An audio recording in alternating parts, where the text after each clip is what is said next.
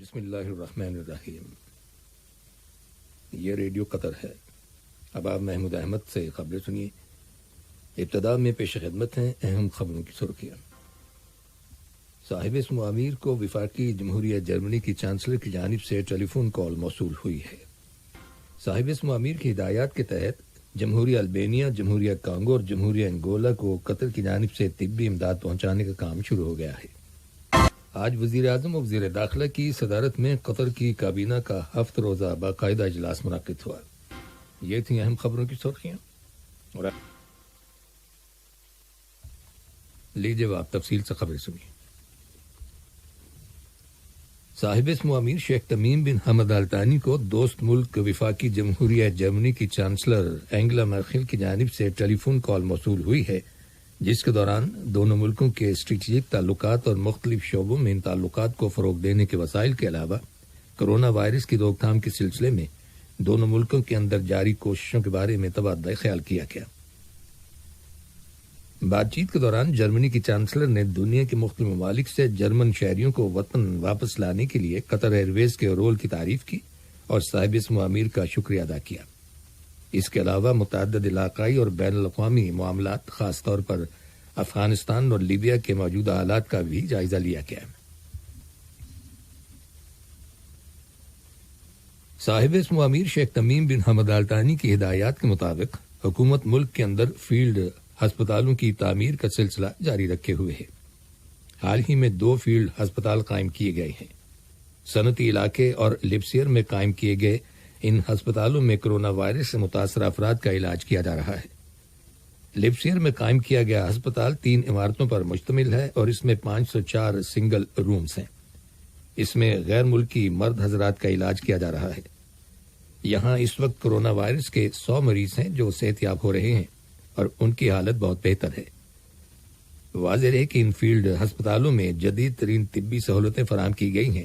ان کے اسٹاف کی تعداد 70 ہے، جن میں 20 ڈاکٹرز شامل ہیں۔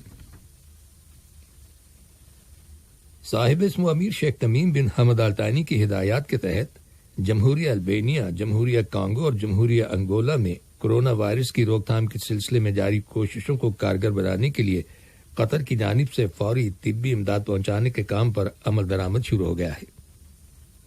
قطر ترقیاتی بینک کا کہنا ہے کہ قطر ایئر ویز کے ذریعے 25 ٹن وزنی ہنگامی امداد ان تینوں ملکوں کو پہنچا دی گئی ہے۔ یاد رہے کہ قطر کرونا وائرس کے پھیلاؤ کے آغاز ہی سے دنیا کے مختلف ممالک کی مدد کرتا آ رہا ہے۔ اب تک جن ملکوں کو طبی امداد مہیا کی گئی ہے ان میں چین، نیپال، اٹلی، امریکہ، ایران، روانڈا، تیونس، فلسطین، لبنان اور الجزائر شامل ہیں۔ واضح ہے کہ حکومت قطر نے کرونا وائرس کے حوالے سے دنیا کے مختلف ممالک کو طبی امداد فراہم کر کے یہ ثابت کر دیا ہے کہ قطر کی قیادت ملک کے اندر کرونا وائرس کی روک تھام کے سلسلے میں جہاں ایک جامع منصوبے پر کام کر رہی ہے، وہیں اس نے بیرون ملک اپنے انسانی کردار کو نظر انداز نہیں کیا۔ تھوڑی دیر پہلے ملنے والی خبر کے مطابق البینیا کے لیے ہنگامی امدادی طبی سامان وہاں پہنچ گیا ہے۔ یہ شپمنٹ البینیا کے یورپ اور خارجہ امور کے ڈپٹی وزیر اور وزیر صحت اور سماجی امور نے وصول کی۔ اس موقع پر البینیا میں قطر کے سفیر علی بن حمد المری بھی موجود تھے۔ وزیر اعظم و وزیر داخلہ شیخ خالد بن خلیفہ بن عبدالعزیز آل ثانی کی صدارت میں قطر کی کابینہ کے 7 روزہ باقاعدہ اجلاس میں جو ویڈیو کانفرنس کے ذریعے منعقد کیا گیا، کابینہ نے فیصلہ کیا ہے کہ کرونا وائرس کی روک تھام کے لیے احتیاطی تدابیر جاری رکھی جائیں گی۔ کابینہ نے یہ فیصلہ بھی کیا ہے کہ تمام قطری شہریوں اور یہاں پر مقیم غیر ملکی باشندوں کے لیے لازم ہوگا کہ وہ گھر سے باہر جاتے وقت فیس ماسک استعمال کریں۔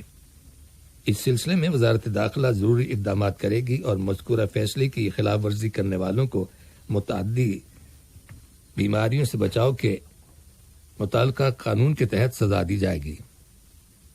تاہم گاڑی میں اگر کوئی شخص اکیلا سفر کر رہا ہے تو اسے فیس ماسک نہ لگانے پر کچھ نہیں کہا جائے گا۔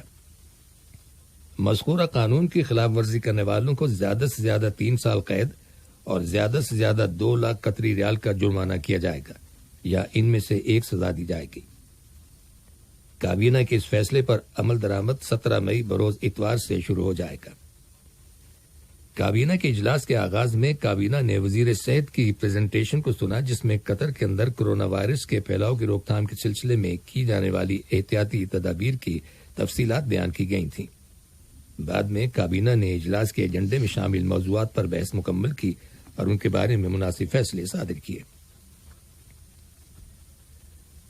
وزیر مملکت برائے امور خارجہ سلطان بن سعد المریخی اور برطانیہ کے مشرق وسطی اور شمالی افریقہ کے معاملات کے وزیر مملکت جیمز کلیرول کے درمیان ٹیلی فون پر بات چیت ہوئی ہے، جس کے دوران دو طرفہ تعلقات اور کورونا وائرس کی روک تھام کے معاملے میں ہم آہنگی کے بارے میں تبادلہ خیال کیا گیا۔ اس کے علاوہ باہمی دلچسپی کے علاقائی اور بین الاقوامی معاملات بھی زیر بحث آئے۔